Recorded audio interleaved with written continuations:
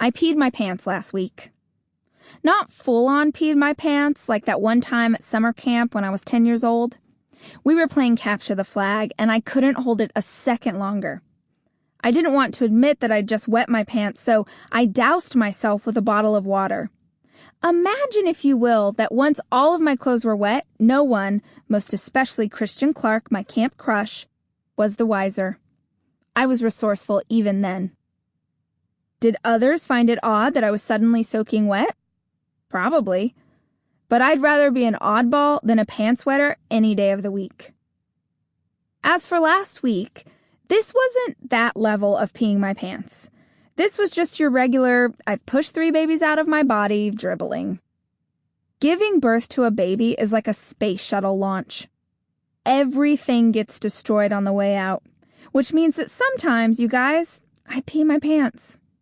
If this knowledge hurts your tender sensibilities, then I'm going to assume you haven't had bladder control problems, and I offer you my congratulations.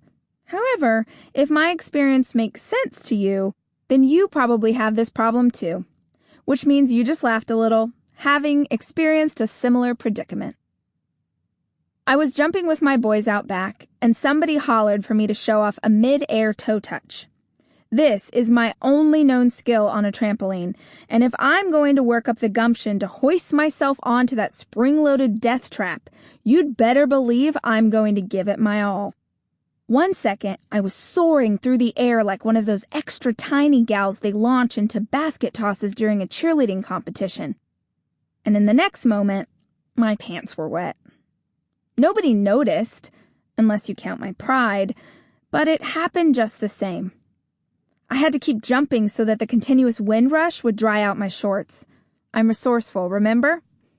The timing was perfection, too, because not 30 minutes later, a previously programmed Facebook post went up showing me trying on dresses for the Oscars. Before you get the wrong impression, I am not fancy enough to go to the Academy Awards. I am, however, married to someone ultra hunky. He's not really fancy either, but his job certainly is.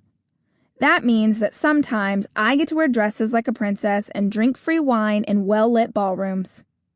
In these instances, photos show up on Instagram or Facebook of us looking well-coiffed and ultra-glam, and the internet goes wild. This is prime real estate for people to write me notes about how glamorous my life is, how stylish and fashionable and perfect my world must be. And all I can think when I read those comments later is, I've just peed myself in public, surrounded by other human beings.